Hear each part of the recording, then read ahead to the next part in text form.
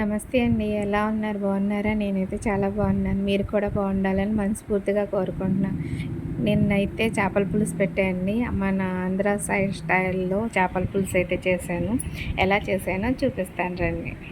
Stove వెలిగించుకొని ఇలాంటి దాకైతే బాగుంటుందండి. ఎడల్పుగా ఉన్నది కళాయి కూడా దగ్గరికి వెళ్ళిపోతే ముక్కలు అవి ఇడిపోతాయి అన్నమాట. ఇలాంటి ఫ్రై దాకా దొరుకుతుంది కదా, ఇలాంటి దాకలు అయితే పులుసు ముక్కలు కూడా ఇడిపోకుండా బాగా వస్తాయి.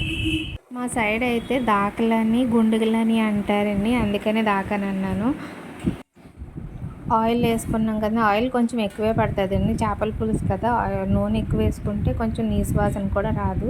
నూనె వేడెక్కాక 3 ఉల్లిపాయలు అయితే తీసుకున్నాను, పెద్ద సైజు. 2 ఉల్లిపాయలు చిన్న చిన్న ముక్కల కింద కట్ చేసుకుని ఇందులో ఓ 10 పచ్చిమిరపకాయల దాకా తీసుకున్నాను. చేపల పులుసులో పచ్చిమిరపకాయలు ఎక్కువ వేసుకుంటే టేస్ట్ కూడా బాగుంటుంది.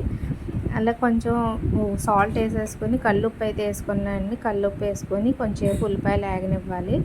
ఇంకొక ఉల్లిపాయని 2 టమాటాలు తీసుకుని మిక్సీ పట్టుకున్నాను. కొంచెం ఉల్లిపాయ ముక్కలోను కొద్దిగా గ్రేవీ కింద రావాలంటే కొంచెం పేస్ట్ కూడా చేసుకుని వేసుకుంటే ఇప్పుడు గ్రేవీ అనేది బాగా వస్తుంది అన్నమాట పులుసులోని. కరివేపాకు కూడా వేసుకుంటే బాగుంటుంది. ఇప్పుడు కరివేపాకు అయితే వేసాను.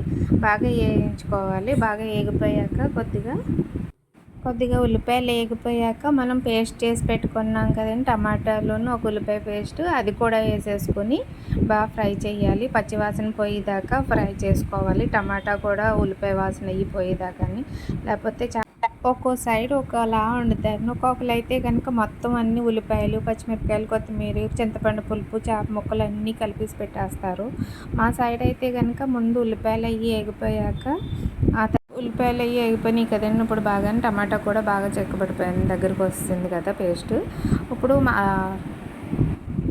మసాలా కూడా వేసేసుకొని మసాలా కూడా బాగా ఫ్రై అయ్యేలాగా పచ్చివాసన పోయేదాకా వేయించాలి. నేను మసాలాలో ఏం తీసుకున్నానంటే ధనియాలు, జీలకర్ర, అల్లం వెల్లుల్లిపాయలు, 2 గసగసాలు తీసుకున్నాను, 2 లవంగ మొగ్గలు, దాచిన చెక్క చిన్న ముక్క. నేను ఎప్పుడూ పేస్ట్ చేసేసుకుని వారానికి సరిపడగా ఒకేసారి చేసేసుకుని ఫ్రిడ్జ్లో పెట్టుకుంటాను. అది ఒక స్పూన్ వేసి బాగా వేయించాను. ఇప్పుడు కొద్దిగా పసుపు, తగినంత కారం కొంచెం చేపల పులుసులో ఎక్కువే పడుతుంది అన్నాను కదా, కొంచెం కారం ఎక్కువే వేస్తున్నాను. ఇది కూడా బాగా ఫ్రై చేయాలి. కారం అయ్యి కొంచెం మసాలా వేసాం కదండి, అడుగంటుతుంది, అందుకని తిప్పుకుంటూ ఉండాలి. ముందే చేప ముక్కలకి పసుపు, కారం, ఉప్పు వేసి కలిపేసి పక్కన పెట్టేయండి. అవి ఇప్పుడు మసాలా ఎంత ఎగిపోయింది కదా, ఇప్పుడు దాన్ని కూడా వేసేసి కొంచెం బాగా మిక్స్ అయ్యేలా కలుపుకోవాలి. చేప ముక్కలకి ఆ మసాలా అంతా పట్టేలాగా, అంటే ఎక్కువ తిప్పేయకూడదు. ఇప్పుడు పచ్చిగా ఉన్నప్పుడు పర్వాలేదండి, ఉడికిపోయాక మట్టుకి గట్టి పెట్టి తిప్పకూడదు. ఇప్పుడైతే గట్టి పెట్టి మసాలా అంతా పట్టేలాగా, చేప ముక్కలకు పట్టేలాగా తిప్పాను. మనం చింతపండు అయితే ఒక పెద్ద సైజు నిమ్మకాయ సైజులో చింతపండు అయితే తీసుకున్నానండి నేను. అది పులుసుకి ఎంత కావాలో, మనకు పులుసు ఎంత కావాలో నీళ్ళు కూడా చింతపండు పులుపులోనే వేసేసి మొత్తం చింతపండుతోటే వేసేయాలి. లేకపోతే ముందు నీళ్ళు వేసి ఆ తర్వాత చింతపండు పులుపు వేసుకొని చేసామనుకోండి, ముక్క చప్పగా ఉంటుంది. చింతపండు పులుపు అనేది పట్టదు, ముక్క కూడా టేస్ట్ ఉండదు. చింతపండు పులుపుతోటే వేస్తే కనుక ఉడికితే ముక్క కూడా బాగుంటుంది, టేస్ట్గా ఉంటుంది. చేపల పులుసు కూడా టేస్ట్గా ఉంటుంది.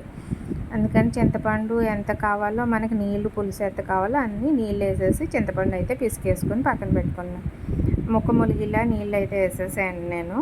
ఇప్పుడు ఇందులోనే కొద్దిగా కొత్తిమీర, బెండకాయ ముక్కలు వేసుకుంటే చేపల పులుసులో బాగుంటుందండి. చేపల పులుసులో బెండకాయ కనుక వేసుకుంటే అండి పులుసు చేపల పులుసులా ఉంటుంది అన్నమాట.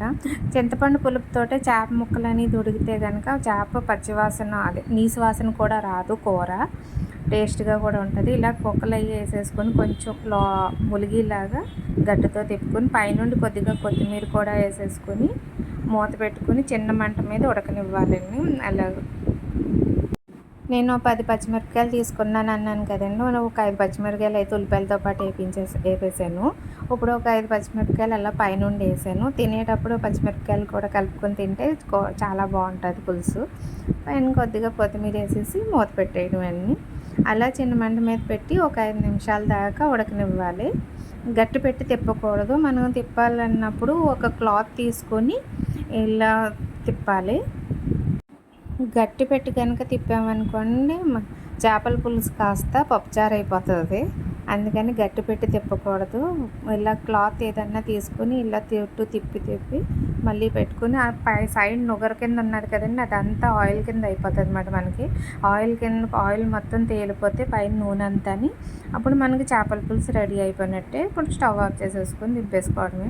ఇప్పుడు చూద్దాం ఎలా అంతవరకు వచ్చిందో చేపల పులుసు.